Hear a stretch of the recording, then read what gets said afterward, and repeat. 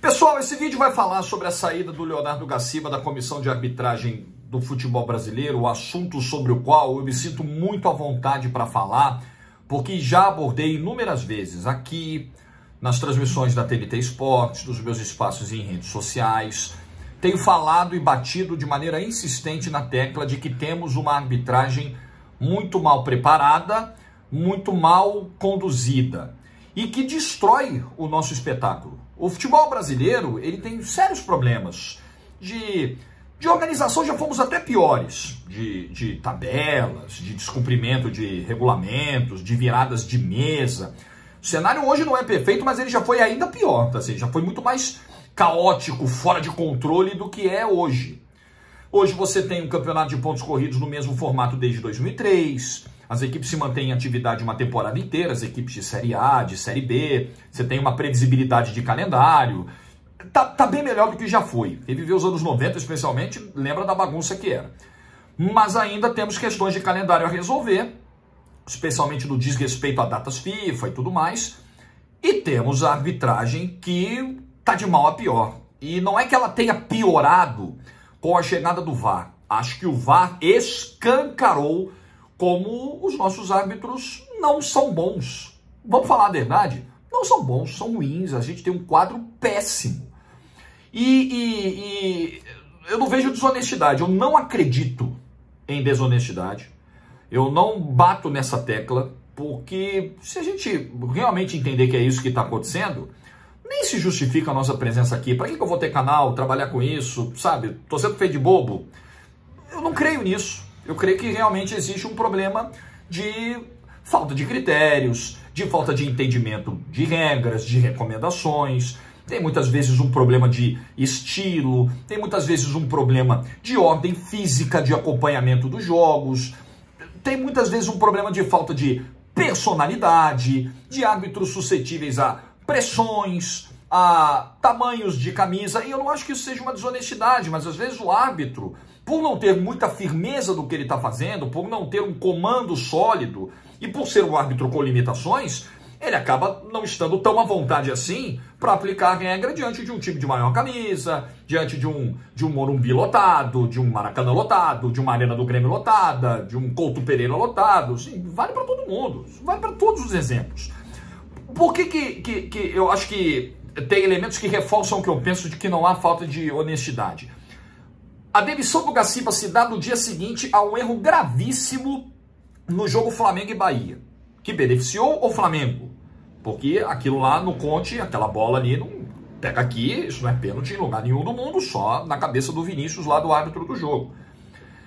3 dias antes, o mesmo Flamengo foi prejudicado enormemente no jogo contra a Chapecoense, fora de casa. Tem um impedimento do Gabigol quando ele parte do campo de defesa. Então, eu não vejo desonestidade. O Bahia tem 3 jogos seguidos para reclamar, e com razão, de erros. Eu estava na transmissão de Juventude Bahia.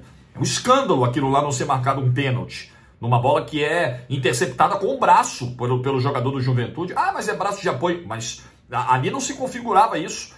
E beleza, e a vida seguiu, e o Bahia não conseguiu um triunfo fora de casa importante contra o rival direto do rebaixamento. Então, nesses 3 jogos, como é uma coincidência lamentável de 3 jogos seguidos, passa para muitos a impressão de que, poxa, tem um esquema aí para rebaixar o Bahia. Eu repito, não acredito nisso. Se alguém trouxer uma prova, serei o primeiro a mostrar aqui no canal, em todos os meus espaços. Não acredito nisso, porque narro o Campeonato Brasileiro desde 2019 na TNT, mas muito antes disso eu já acompanho e narro, desde os meus tempos de rádio, início dos anos 2000, acompanho Brasileirão há muito tempo.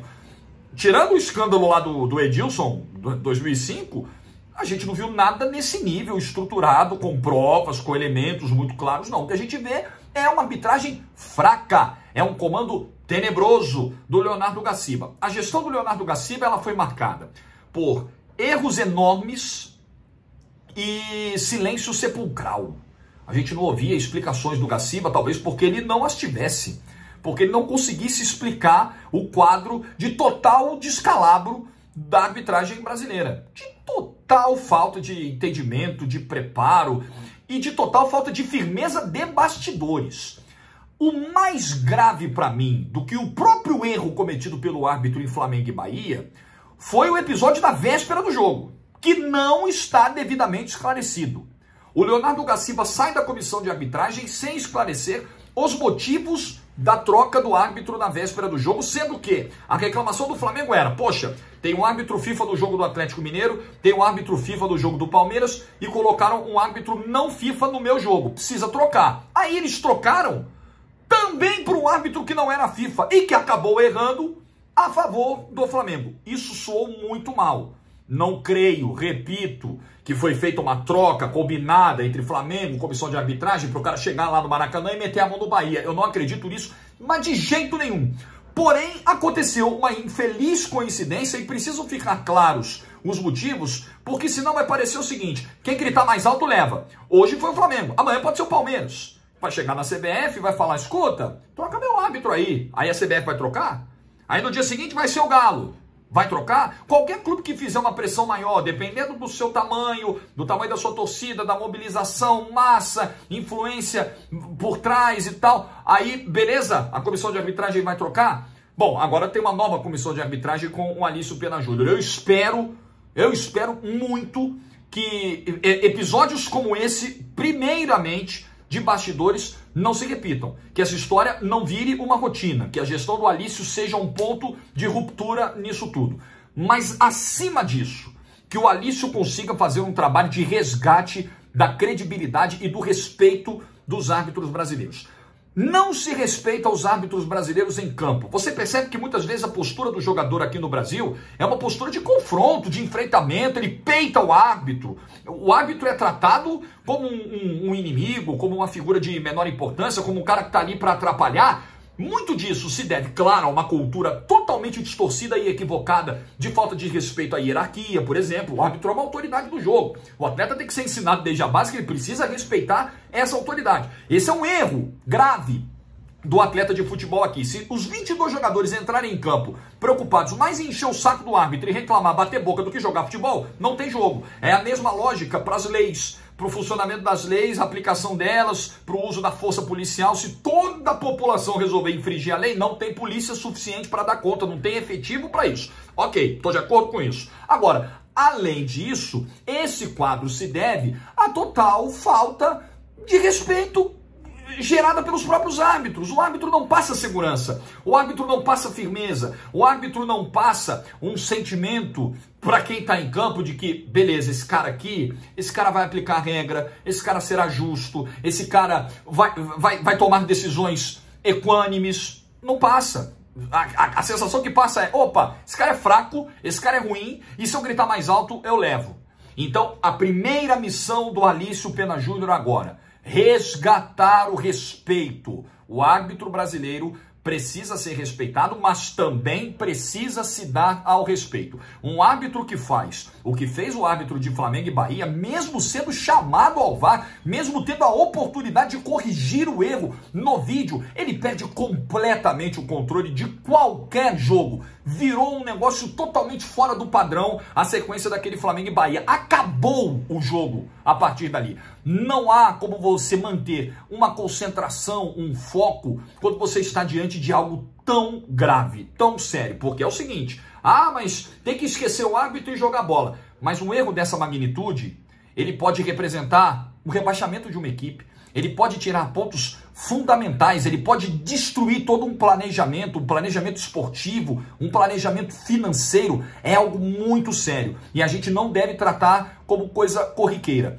O árbitro erra, ele é ser humano, eu como narrador e analista de futebol cometo os meus erros, óbvio, o jogador também erra um pênalti decisivo, toma uma decisão equivocada, arruma uma expulsão sem a menor necessidade e prejudica o seu clube, estamos todos sujeitos a erros, mas a quantidade de erros que se comete na arbitragem do Brasil é algo fora de qualquer padrão aceitável para um grande centro do futebol. O Brasil é o país pentacampeão do mundo, não pode ter uma arbitragem desse nível. A gente não tem a questão do profissionalismo, não dá para cobrar que aqui seja igual à Premier League, lá eles estão muito à frente em vários aspectos, mas a distância não pode ser essa. A arbitragem no Brasil hoje, ela é motivo de chacota, ela é vergonhosa e eu repito, acredito totalmente na integridade dos árbitros e já trabalhei com alguns deles, ex-árbitros, trabalho até hoje, são caras que amam a profissão, que gostam do que fazem, pelo menos os que eu conheci na minha trajetória e tive contato, mas infelizmente estão no meio onde a preparação é péssima, onde não há respaldo,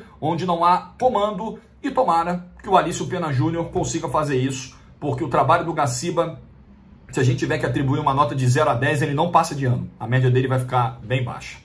Se inscreva no canal, ative o sininho das notificações também e deixe o like no vídeo, porque isso ajuda muito. Valeu!